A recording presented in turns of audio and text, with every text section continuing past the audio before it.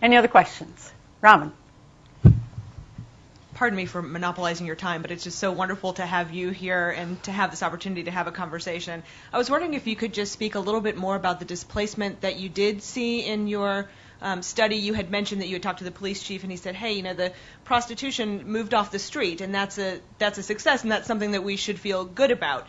And I think this sort of just is an intersection with the question that was asked earlier.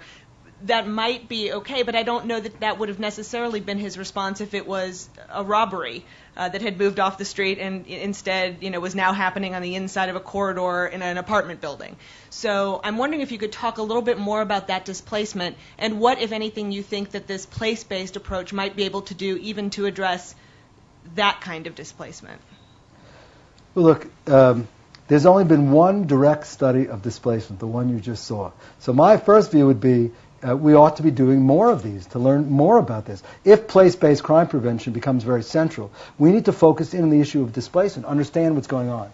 I think the knowledge we have now says immediate spatial displacement, not a really serious problem.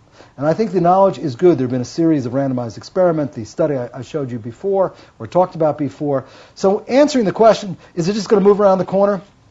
Well, I'm not saying the police can't move it around the corner if they want to. They certainly can. The police are good at that. The idea of moving crime to make it less troublesome is something the police have thought about for a long time. But overall, crime prevention that's focused in on hotspots, immediate spatial displacement, unless you purposely develop an approach that's going to sort of lead to that, is not a major issue. Now, what's important about that is most people, including the cop in Minneapolis 20 years ago that spoke to me, or 15 years ago, that was the assumption. They're just going to move. That's the easiest thing to do. The first thing we need to say is moving is not that easy. By the way, in some of the studies, we've also checked whether there were places that grew up in other parts of the city. It's not that a drug market won't eventually grow up in other parts of the city, but there's not a lot of evidence that it just easily moves along, you get the same amount of crime, etc. Immediately around the areas, as I noted before, diffusion of crime control benefits. Now the question becomes, what about the other issues? Do you get method displacement? I talked about method displacement before. The prostitutes were making dates. Is that a problem? Now, part of that is chasing them around. The method displacement in this case, the police chief said, I don't care about that. He said, I don't care. In a way, that police chief made a normative legal decision. Prostitution may be illegal, but I'm not going to really go after it unless it hangs out in my streets. Okay? Now, that's a particular decision. In the case you're right, in certain types of crimes, we're not going to be very happy if we get if burglaries were initially using certain types of, I don't know, ways of getting in, and people put in alarms because the police asked them. Now they're using something else. I think we need to learn much more about method displacement. There may also be crime displacement. Will offenders of one type displace to another type? Right? I mean, is there a type of specialization in crime? It's a very big issue in criminology. There doesn't seem to be that much specialization, but quite often that's because we're looking at sort of groups of crime.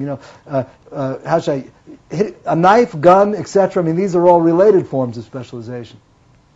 One of the things I think we learned from our study is it wasn't so easy to change your job, so to speak. Some of the prostitutes started trying to sell drugs. It didn't work. They, as one prostitute said, he said, I started selling drugs and I started using them, and then I didn't sell enough. Then the dealers were trying to kill me, and I mean, it's not. There does seem to be a little. It takes a little time to change your sort of job, so to speak, for offenders as for other people. But let me just say, to some degree, this is really some of it's not speculation, but a lot of it is speculation. We just don't know enough. We need, I don't mean to harp on this too much, but you can't solve or at least reduce a public health problem or a public safety problem with $7 million a year or something. $1.5 billion for medicine, I think it is. It's very large. Lots of money during the stimulus, and they're still struggling to solve many public health problems, including H1N1. Policing is a gigantic problem. The police invest an enormous amount of money. Take all that money together in policing, it's multiple billions of dollars a year we invest in that. $45 billion a year, I don't remember exactly what it was, but a very large sum, and $7 million for research. And of that $7 million, most of it is not for policing anyway. That is a very sad story. And I think if we really want public safety, we're going to have to do something about it. And by the way, just something we have at least one ranking police officer in our audience. The police have to take some responsibility for this, like public health professionals do. The police have to advocate for research. There has to be a sense that it's important to what you do and can provide you with benefit.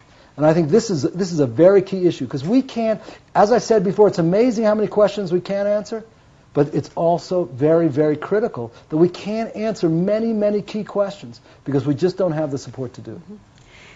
Any other questions from the audience? David, I wanted to follow up on one thing. We just talked quite a bit about displacement. Could you tell us a little bit more about what we know about the displacement of the positive effects of this place-based policing? Well, I guess the way to think about that is with this idea of diffusion, because one of the questions is, I understand why crime didn't go up in those areas, but why did it go down? I think there are a group of explanations for that type of issue. One is that simply put, when we do take off certain really problematic people, they're also responsible for crime in the areas surrounding. So there are certain kinds of people, there are certain people that need to be removed. They need to be put in places where they can't harm the public. That's for sure. And I think that accounts for some of the diffusion.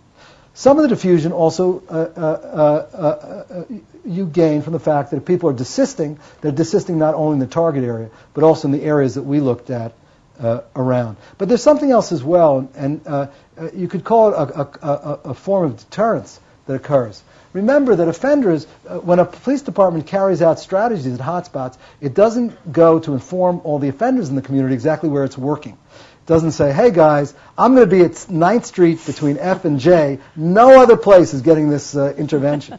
So the truth is, from an offender perspective, we found, when the cops start doing their job aggressively and trying to solve a problem, they get nervous all over the place. There's a residual deterrence, if you like. My God, the cops are out there like crazy. We better hide underground.